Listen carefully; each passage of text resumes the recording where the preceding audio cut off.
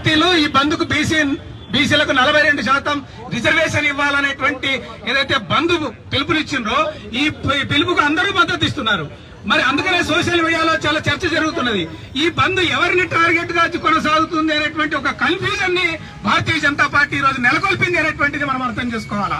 ఒక పక్కన అసలు కుల గణనకే వ్యతిరేకమైనటువంటి బీజేపీ పార్టీ ఈ మధ్య కాలంలో ఆర్ఎస్ఎస్ గైడెన్స్ ఇచ్చిన తర్వాత అది పూర్తిగా సపోర్ట్ చేయాలనేటువంటి ఎన్నికల నేపథ్య కోణంలో అది మద్దతు ఇచ్చిన నేపథ్యంలోనే ఈ రోజు క్యాస్ట్ గణనకు కూడా అది ఈ రోజు ముందుకు వచ్చినటువంటి పరిస్థితి కనబడుతుంది.